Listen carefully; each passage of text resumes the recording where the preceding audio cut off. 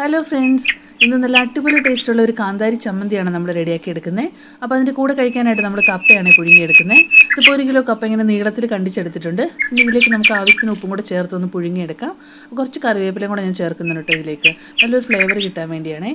അപ്പോൾ ഒരു 10 മിനിറ്റ് നമ്മുടെ കപ്പ ഇങ്ങനെ നന്നായിട്ടൊന്ന് കിടന്ന് തിളയ്ക്കുമ്പോൾ നല്ല വെന്ത് വരും കേട്ടോ. അപ്പോൾ ഒരു ഫോർക്ക് കൊണ്ടൊന്ന് കുത്തി നോക്കാം. അപ്പോൾ പാകത്തിന് വെന്തിട്ടുണ്ടെങ്കിൽ നമുക്കൊരു കൊട്ടയിലേക്ക് ഇതൊന്ന് ഊറ്റിയിട്ട് അതിൻ്റെ വെള്ളമൊക്കെ ഒന്ന് പോകാനായിട്ട് മാറ്റി വയ്ക്കാം. ഇനി നമുക്ക് ചമ്മന്തി റെഡിയാക്കി എടുക്കാം. അതിനായിട്ട് ഇപ്പോൾ ഒരു പിടുത്തം ചുവന്നുള്ളിയാണ് ഞാൻ വൃത്തിയാക്കി എടുത്തിട്ടുള്ളത്. അപ്പോൾ സവാള കൊണ്ട് നമ്മൾ ചെയ്ത ഇത്രയും ടേസ്റ്റ് കിട്ടില്ല കേട്ടോ. ചുവന്നുള്ളി തന്നെ എടുക്കണേ. നന്നായിട്ടൊന്ന് ചതച്ചെടുക്കണം. അപ്പോൾ മിക്സിയിലൊക്കെ നമ്മളിതിങ്ങനെ ചതച്ചെടുക്കാൻ നോക്കിക്കഴിഞ്ഞാൽ അതിൻ്റെ ജ്യൂസൊക്കെ മുഴുവൻ പുറത്തേക്ക് പോകും. അപ്പോൾ ഇതുപോലെ ഇങ്ങനെ ചതച്ചെടുക്കണം കേട്ടോ. അപ്പോൾ ശരിക്കും ഒരു നാടൻ ടേസ്റ്റ് കിട്ടുന്നത്.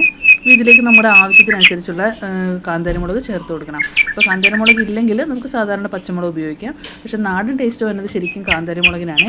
ഇതിപ്പോൾ ഞാനൊരു 10 ഇട്ട് കൊടുത്തിട്ടുണ്ട്. അപ്പോൾ നിങ്ങൾക്ക് എരിവ് കൂടുതൽ വേണമെങ്കിൽ കൂടുതൽ ചേർക്കാം കേട്ടോ. അപ്പോൾ നല്ല എരിവാണ് കേട്ടോ ഇതിന്. അപ്പം എരിവ് അധികം ഇഷ്ടമില്ലാത്തവർ അതനുസരിച്ച് ചേർത്തോണേ. പിന്നെ നന്നായിട്ടൊന്ന് ചതച്ച് എല്ലാം കൂടെ ഒന്ന് മിക്സ് ആക്കി എടുക്കണേ. ഇനി നമുക്കതൊരു ബൗളിലേക്ക് മാറ്റിയെടുക്കാം. ഇതിപ്പോൾ നമുക്ക് നോക്കിയാൽ മനസ്സിലാവും നല്ലോണം ചതഞ്ഞ് വന്നിട്ടുണ്ട്. ഇതിലേക്ക് ഞാൻ കുറച്ച് വെളിച്ചെണ്ണ, അത് 1 ടീസ്പൂൺ വെളിച്ചെണ്ണയാണ് ഒഴിച്ചു കൊടുത്തിട്ടുള്ളത്. ഇത് കൈകൊണ്ട് നല്ലോണം ഒന്ന് തിരുമ്മി യോജിപ്പിച്ചെടുക്കണേ. ഇപ്പോൾ കപ്പയ്ക്ക് ആയതുകൊണ്ടാണ് കേട്ടോ നമ്മൾ ഇങ്ങനെ എടുക്കുന്നത്. ഇപ്പോൾ ചോറിനാണെങ്കിൽ കുറച്ച് വാളമ്പുളിയും കൂടി ചേർത്ത് തിരുമ്മിയാൽ കിട്ടില്ല ടേസ്റ്റാണ് കേട്ടോ. അങ്ങനെ നമ്മുടെ അടിപൊളി ടേസ്റ്റുള്ള കാന്താരി ചമ്മന്തി റെഡി ആയിട്ടുണ്ട്. ഇനി ഇത് കപ്പയുടെ കൂടെ കൂട്ടിപ്പിടിച്ചാൽ എന്നിട്ട് അടിപൊളിയായിരിക്കും. അപ്പോൾ നിങ്ങൾ എല്ലാവരും ട്രൈ ചെയ്ത് നോക്കണേ. അതുപോലെ നമ്മുടെ ചാനൽ സബ്സ്ക്രൈബ് ചെയ്യാനായിട്ട് മറക്കല്ലേ. താങ്ക്